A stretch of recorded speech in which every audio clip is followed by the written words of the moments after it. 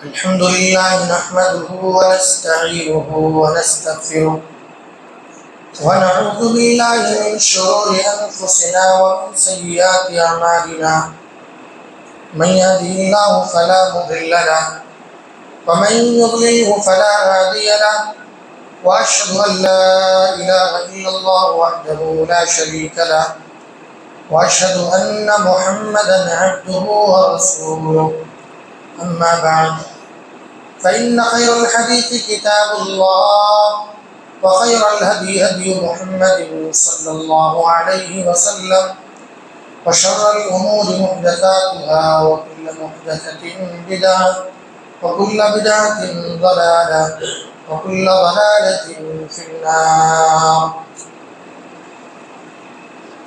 أعوذ بالله السميع العليم من الشيطان الرجيم. بسم الله الرحمن الرحيم. يا أيها الذين آمنوا اتقوا الله حق تقاته ولا تموتن إلا وأنتم مسلمون.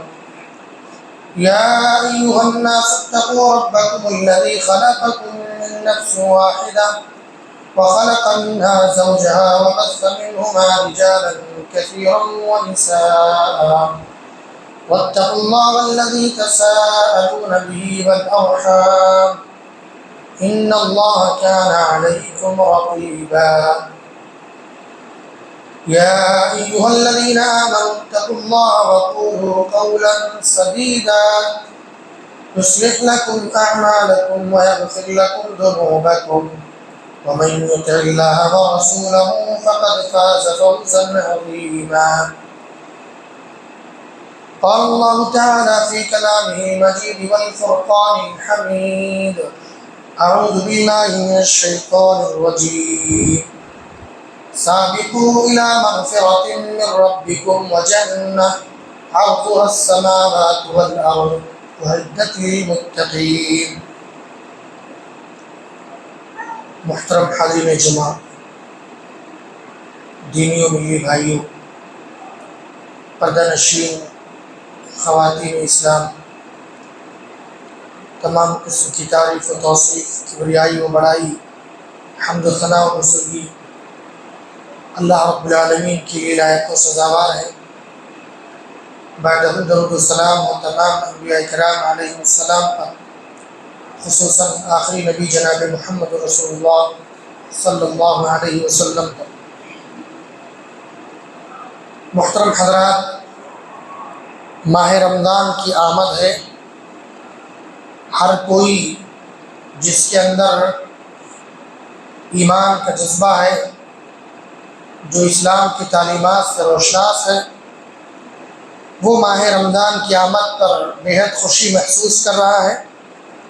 یہ بات میں اس لیے کہہ رہا ہوں کیونکہ جہاں ایک طرف ہمارے سماج اور معاشرے میں کچھ اللہ والے، کچھ جن کے اندر ایمان کا جذبہ ہوتا ہے، وہ ماہ رمضان کی آمد پر خوشی محسوس کرتے ہیں، تو وہیں کچھ بدنصیب لوگ بھی ہیں جو اس کی آمد پر کراہت پسندی کا اظہار کرتے ہیں.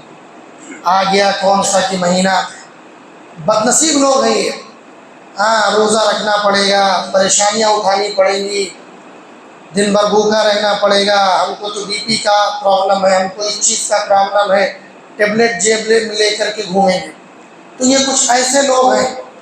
اس لیے میں نے کہا کہ جو ہے وہ لوگ جن کے اندر ایمان کا جذبہ ہے، اللہ اور اس کے رسول کو راضی کرنے کا جذبہ ہے، ان کے ہاں، ان کے دلوں میں الحمدللہ وہ خوشی محسوس کر رہے ہیں کہ ایک ایسا مہینہ ہمارے اوپر سایہ فگن ہونے والا ہے جو بڑی رحمتوں اور برکتوں کا مہینہ ہے. یہ وہ مہینہ ہے، یہ مبارک مہینہ ہے کہ جس کا انتظار بندے مومن سال بھر کرتا ہے. اسلاف کے بارے میں آتا ہے کہ وہ رمضان کا انتظار اس طرح کرتے تھے 6 مہینہ پہلے سے ہی، بلکہ اس کے لیے دعائیں کرتے تھے. اللہم بلغنا رمضان، اے پروردگار تو ہمیں رمضان تک پہنچا دے، ایک رمضان اور دے دے. تو یہ اسلاف کا طریقہ رہا ہے. اسی طرح مومن جو ہوتا ہے اللہ کا جو مومن بندہ ہوتا ہے وہ بھی شدت سے اس مہینے کا انتظار کرتا ہے، کیونکہ یہ مہینہ نیکیوں کا مہینہ، یہ مہینہ برکتوں کا مہینہ، یہ مہینہ بخشش، عنایت اور توفیق کا مہینہ، یہ مہینہ عبادت کا مہینہ، یہ مہینہ زہد و تقوی کا مہینہ، یہ مہینہ جہاد بالنفس کا مہینہ، یہ مہینہ خاکساری کا مہینہ، یہ مہینہ مساوات کا، صدقات و خیرات کا مہینہ ہے، رضائے الہی کا مہینہ، اللہ کو راضی کرنے کا مہینہ، اور اسی طرح جنت کو حاصل کرنے کا مہینہ ہے۔ اور انشاءاللہ آنے والے 1-2 دنوں میں انشاءاللہ یہ مہینہ ہم تمام مسلمانوں پر سایہ فگن ہونے والا ہے۔ یہ ماہ رمضان 1 سال بعد ہمارے پاس صرف 1 ماہ کے لیے مہمان بن کر آتا ہے۔ جب ہمارے گھر میں کوئی مہمان آنے والا ہوتا ہے، کوئی معزز مہمان، تو ہم گھر میں کس طرح اس کی تیاری کرتے ہیں؟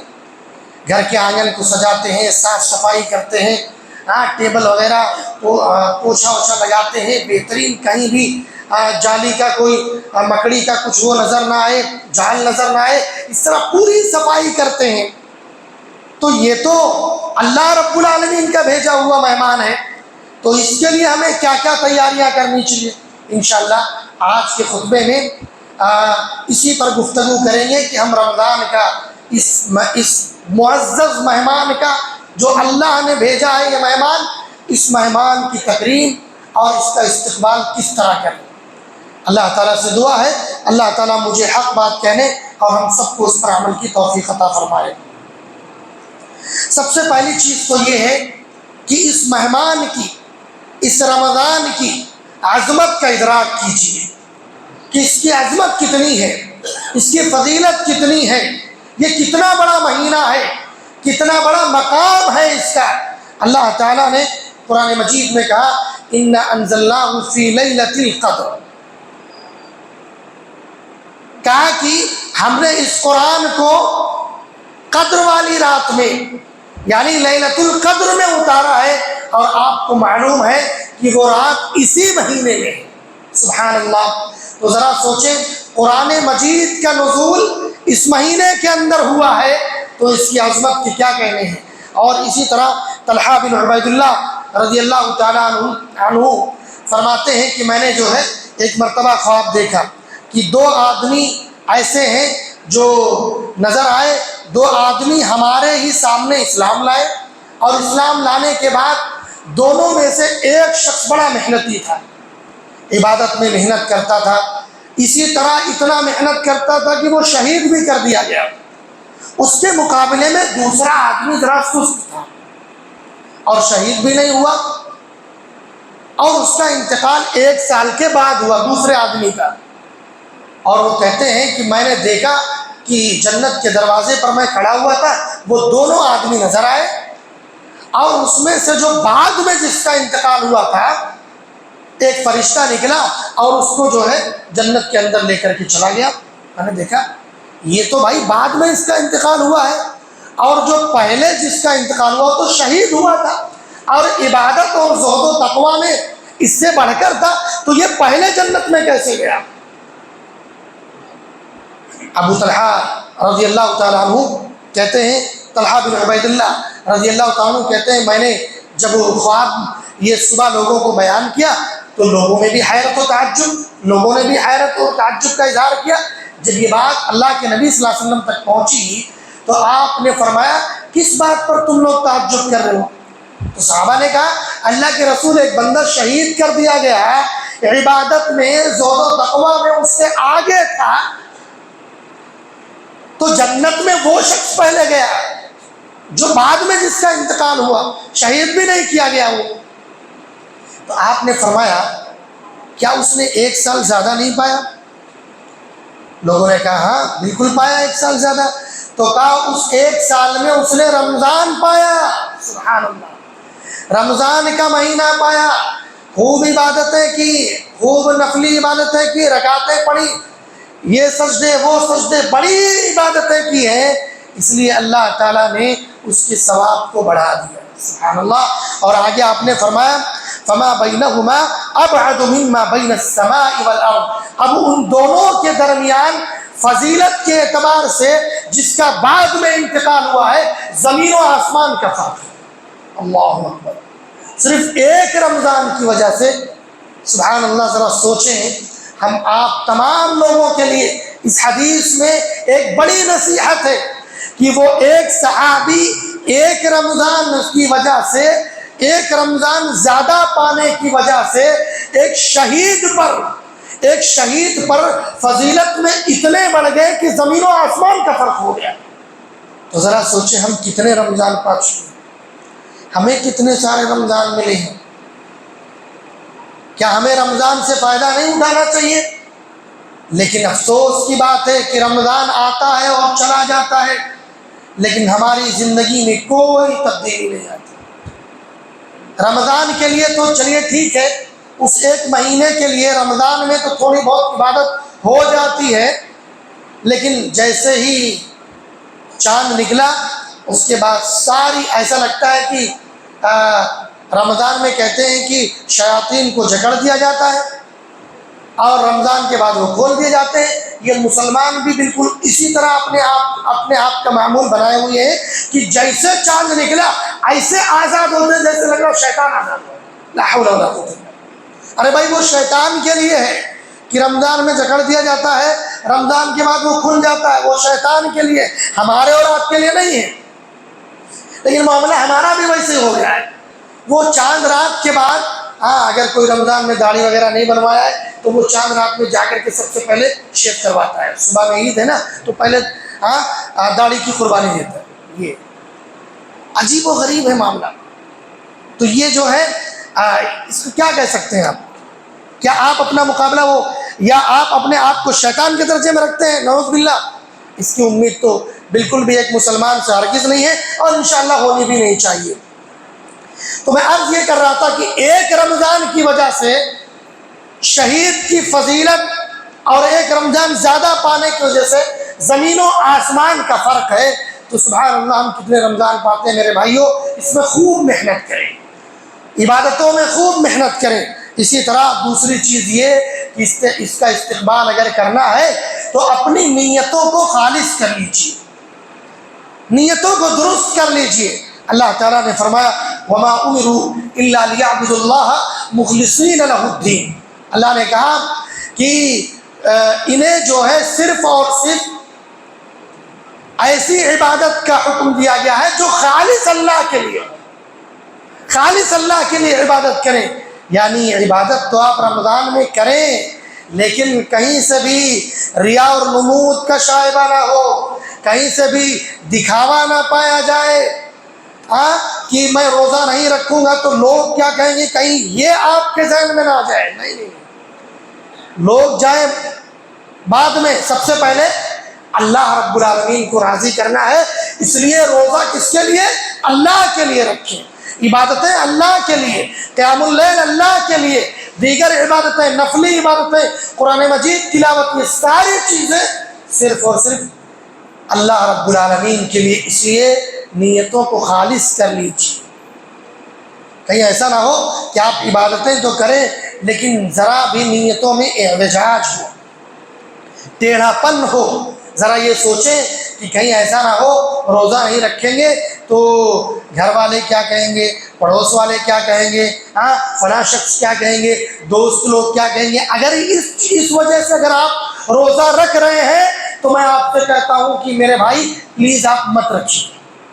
اگر آپ کے اندر یہ ہے کہ لوگ کیا کہیں گے، رشتہ دار کیا کہیں گے، تو آپ سے میری گزارش یہ ہے کہ آپ مت رکھیے گا، کیونکہ ایسے بھوکے رہنے کا کوئی مطلب ہے نہیں۔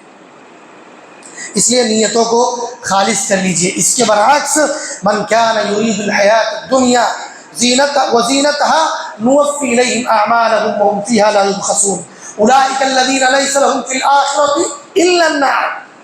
جو دنیا کی زندگی کا ارادہ رکھتا ہے، اس کی زیب و زینت کا ارادہ رکھتا ہے، دنیا والوں کو خوش کرنا چاہتا ہے، اس کے اندر ریاکاری پائی جاتی ہے، تو اللہ تعالیٰ کہتا ہے کہ ہم ان کو دنیا کی نعمتوں سے ان کو نواز دیں گے۔ ان کو پورا پورا دے دیں گے۔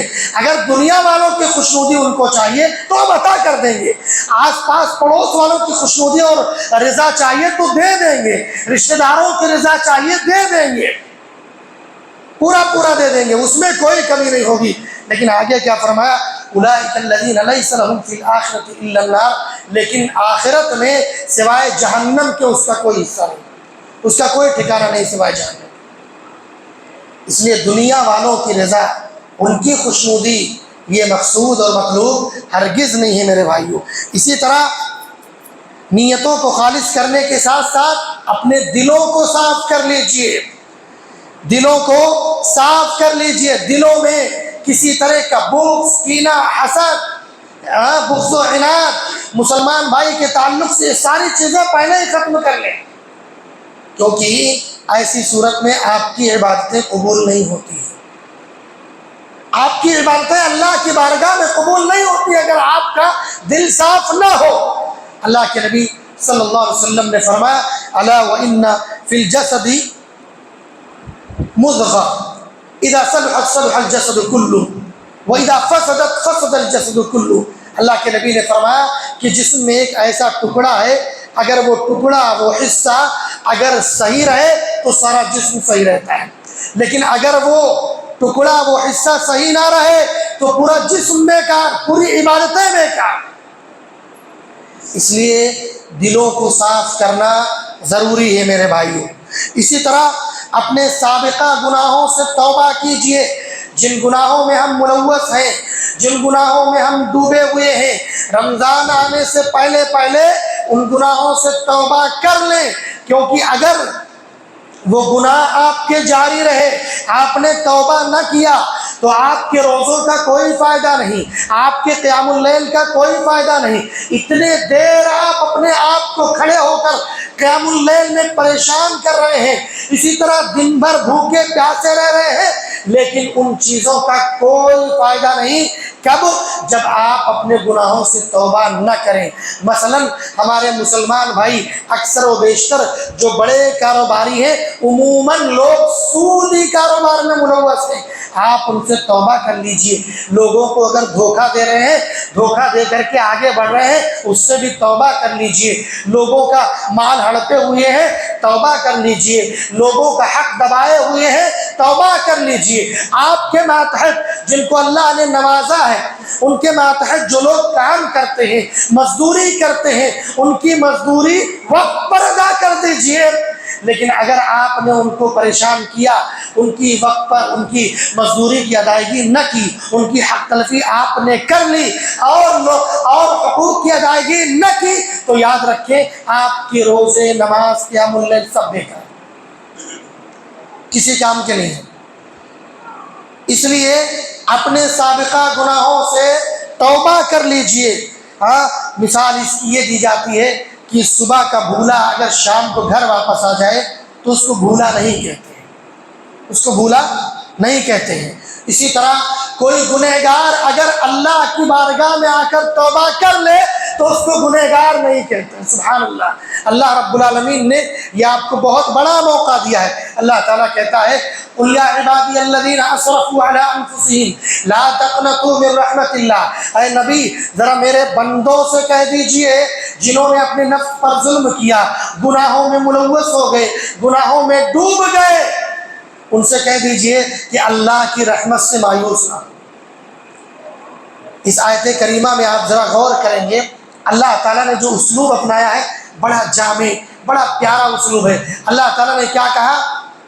اے نبی میرے ان بندوں سے جنہوں نے ظلم کیا، یعنی گنہگار بندوں سے، گنہگار بندوں کو اللہ تعالیٰ نے جو مخاطب کیا تو کہا یا عبادی الذین، میرے گنہگار بندے۔ سبحان اللہ، یہ نہیں کہا کہ گنہگار بندوں کو کہہ دیجئے کہ وہ گناہوں سے توبہ کریں، نہیں، میرے بندوں سے، یعنی اللہ تعالیٰ اپنے بندوں سے اتنی محبت کرتا ہے کہ جو گناہوں میں ڈوبا ہوا ہے، گناہوں میں ڈوبا ہوا ہے، اس کو بھی اللہ رب العالمین اتنا کریم، اتنا مہربان ہے، اتنا رحیم، اتنا غفور الرحیم ہے، کہہ رہا میرے گنہگار بندوں سے۔ سبحان اللہ، یہ اس آیت کریمہ کا ایک نقطہ ہے، بہترین نقطہ۔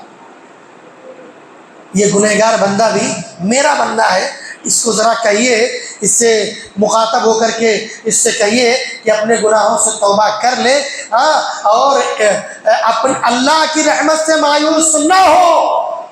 ان اللہ یغفر الذنوب جمیعا، اللہ تعالیٰ تمام گناہوں کو معاف کر دے گا۔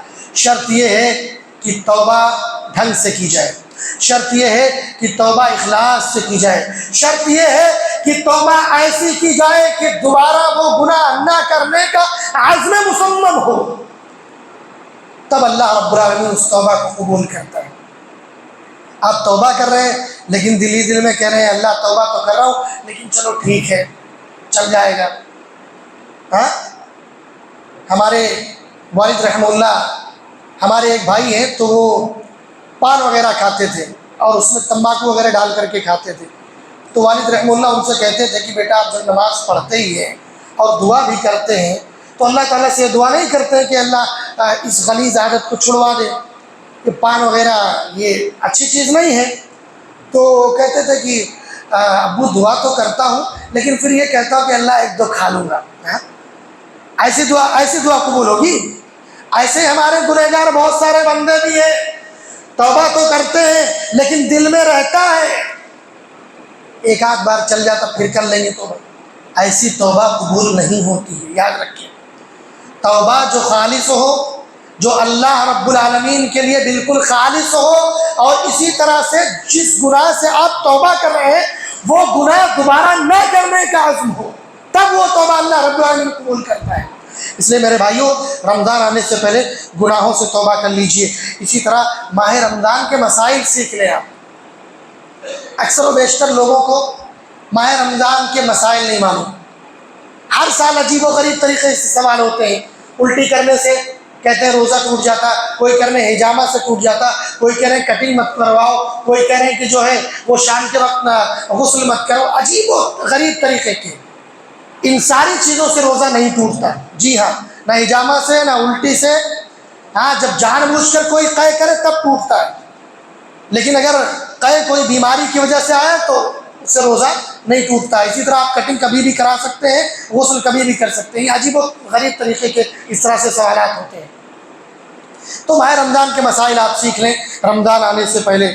اسی طرح نیکی میں اب عموماً دیکھا جاتا ہے رمضان میں جو دعائیں، دو تین دعائیں ہی ہیں، مثال کے طور پہ افطار کے وقت کیا دعا پڑھنی چاہیے، افطار کے بعد جب آپ افطار کر لیں، اکثر و بیشتر لوگوں کو افطار کے بعد کی دعا نہیں معلوم، اکثر و بیشتر کی بات کر رہا ہوں میں۔ اگر یہ کہوں کہ 99% لوگ ایسے ہیں تو اس میں کہتا ہوں کہ یہ صحیح بات ہوگی کہ 99% لوگ نہیں ہیں۔ وہ جو بہت پرانے دور سے بچپن سے چلا آ رہا ہے وہ اللہم لک صمت وعلی رزقک افطرت وبک آمنت، اس طرح کی دعا ہے، وہ روایت ضعیف ہے، وہ ابو سنن نبی داؤد کے اندر ہے، لیکن وہ اس کو اکثر محدثین نے ضعیف قرار دیا ہے۔ اس کی جگہ پہ جو صحیح دعا ہے وہ لوگوں کو نہیں معلوم۔ ذهب الظمأ وابتلت العروق وثبت الاجر انشاءاللہ، یہ دعا یاد ہونی چاہیے، لیکن اکثر لوگوں کو نہیں یاد ہے۔ اسی طرح فجر میں جو ہے نیت کرنے کا جو مسئلہ ہے، نیت کے لیے کوئی خاص الفاظ کی ضرورت نہیں ہے، یہ بھی مسئلہ لوگوں کو اکثر و بیشتر لوگوں کو نہیں معلوم۔ شب قدر کی دعا ہے، وہ دعا اکثر لوگوں کو نہیں یاد ہے۔ چاند دیکھنے کی دعا تو اکثر و بیشتر لوگوں کو نہیں یاد ہے۔ میں کہوں گا اگر 1000 میں 1-2 کو یاد ہو تو بڑی بات ہے، نیا چاند دیکھنے کی دعا۔ تو یہ ساری چیزیں جو ہے رمضان کے مسائل ہیں اور رمضان کی دعائیں ہیں، یہ بھی سیکھنے کی ضرورت ہے۔ ایک اور چیز یہ کہ نیکی میں رغبت کیجئے، نیکی میں رغبت کیجئے، سبقت کیجئے، بڑھیے۔ اللہ تعالیٰ نے کہا سابقوا الی مغفرۃ من ربکم، اور اپنے رب کی مغفرت کی طرف دوڑ پڑو، دوڑو، سبحان اللہ۔ کہا کہ یعنی کہ ایک آپ کے اندر ایک تڑپ ہونی چاہیے، ایک جذبہ ہونا چاہیے کہ یہ نیکی میں نہیں چھوڑوں گا، رمضان میں یہ موقع ملا تو یہ نیکی نہیں چھوڑوں گا۔ ہر نیکی کے لیے آپ کی رغبت اور تڑپ ایسی ہونی چاہیے، سبقت کیجیے اس میں آپ۔ مثلا قیام اللیل کا مسئلہ ہے تو قیام اللیل کا عزم کرنے کی، ایک بھی قیام اللیل انشاءاللہ نہیں چھوڑیں گے اللہ نے چاہا تو۔ ایسا نہیں کہ وہ 2-3 دن کے لیے مسجد بھر جائے، چوتھے دن سے دھیرے دھیرے دھیرے اس کے بعد امام صاحب، مؤذن صاحب، باقی غائب۔ ہاں یہی تو معاملہ ہے، تمام تقریباً مسجدوں کا یہی مسئلہ ہے، پہلے دن فل، تینوں فلور پہ جگہ ہی نہیں ہے، باہر کچھ لوگ کھڑے ہوئے، دوسرے دن ذرا اور کم ہوئے، تیسرے دن ذرا اور کم ہوئے، 4-5 دن ہوا، اس کے بعد غائب پورے۔ امام صاحب ہیں یہاں، مؤذن صاحب کھڑے ہیں، 2-4 لوگ آزو بازو کھڑے ہوئے ہیں، باقی سب ختم ہے۔ اس کو رغبت تھوڑی کہتے ہیں، اس کا حکم نہیں دیا گیا آپ کو۔ جی ہاں، پورا قیام اللیل انشاءاللہ پورے مہینے کا قیام اللیل کرنے کا عزم کریں۔ اسی طرح برائی سے اجتناب کیجیے، جو بھی اگر آپ برائی، اس سے پہلے بھی یہ بات گزری کہ جو بھی گناہ میں ملوث ہے اس کو آپ ترک کر دیجیے۔ اگر آپ کی برائی جاری ہے تو آپ کے اعمال قبول نہیں ہوتے ہیں۔ اللہ نے کہا قل انفقوا طوعا او کرها لن يتقبل منکم انکم کنتم قوما فاسقین، کہا کہ کہہ دیجئے کہ تم جو ہے چاہے کراہت کے ساتھ اور چاہے خوشی خوشی اللہ کی راہ میں خرچ کرو، لیکن اللہ تعالیٰ تمہارے اس خرچ کرنے کو قبول نہیں کرے گا، یعنی تمہارے اس نیکی کو قبول نہیں کرے گا، کیونکہ تم جو ہے فاسق قوم ہو، تم گنہگار قوم ہو، تم گناہوں میں ملوث ہو، گناہ چھوڑنا نہیں چاہتے، اس لیے اللہ تمہارے اعمال کو بھی قبول نہیں کرے گا۔ ایک بڑا موقع رمضان میں یہ بھی ہے کہ اگر اللہ نے آپ کو استطاعت دی ہے، مال دیا ہے، تو آپ جو ہے عمرہ کر لیں۔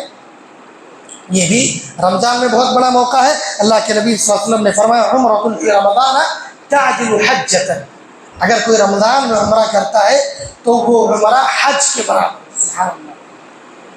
اللہ تعالیٰ جو ہے، دیکھیے ہم دنیا کے آفر کو بڑا جلدی قبول کرتے ہیں، لوگوں میں اس کو پھیلاتے بھی بہت جلدی ہیں کہ یہ آفر آ گیا، فٹافٹ یہ شاپنگ کر لو، یہ کر لو، وہ کر لو، ساری چیزیں ہم کر لیتے ہیں۔ اللہ تعالیٰ جو آفر دیتا ہے وہ آفر قبول کیوں نہیں کرتے؟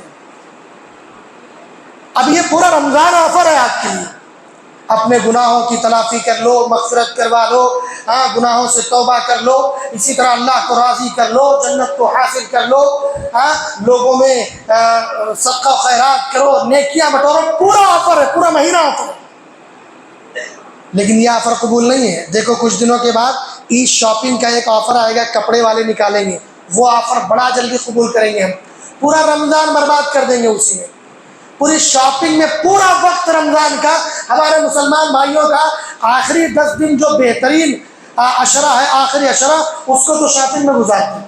ادھر شب قدر چلتی ہے، لیلۃ القدر یعنی بہترین رات جو 1000 مہینوں سے افضل، ادھر ہمارا بندہ جو ہے وہ شاپنگ میں مشغول ہے، یہ کپڑا نہیں یہ ہونا، یہ نہیں یہ ہونا، وہ پوری فیملی لے کر کے پوری لیلۃ القدر تباہ کر کے آ جاتا ہے۔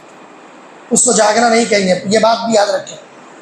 بہت سارے لوگ یہ کہتے ہیں کہ بھائی جاگ تو ہم بھی رہتے، وہ جاگنا نہیں ہے، یہ بات ذہن نشین رہے کہ وہ آپ کی شب بیداری دراصل اللہ کو مقبول نہیں ہے، اس لیے ایسی شب بیداری سے گریز کریں، اجتناب کریں، شاپنگ وغیرہ جو بھی ہے پہلے ہی کر لیں۔ رمضان میں آپ اپنے رمضان کے قیمتی اوقات کو یا قیمتی اوقات میں سے ایک ایک لمحے کو اللہ کی نعمت سمجھیں، اس کو برباد نہ کریں شاپنگوں میں اور دیگر فضولیات چیزوں میں۔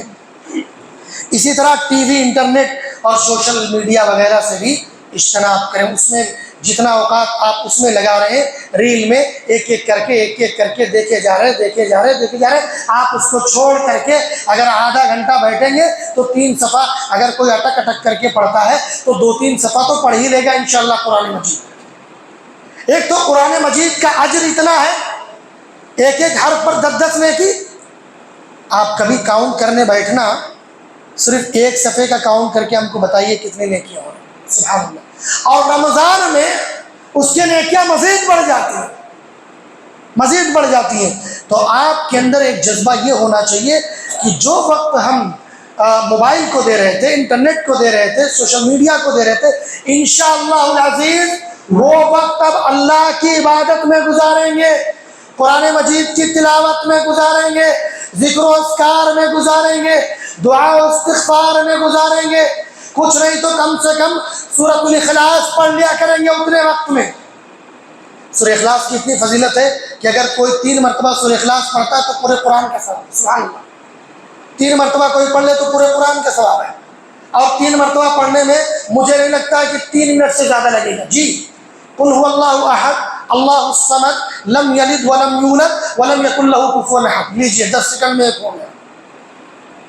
30 سیکنڈ میں آپ پورے قرآن کے ثواب حاصل کر سکتے ہیں، تو آپ کیوں سوشل میڈیا پر اپنا وقت ضائع کریں گے؟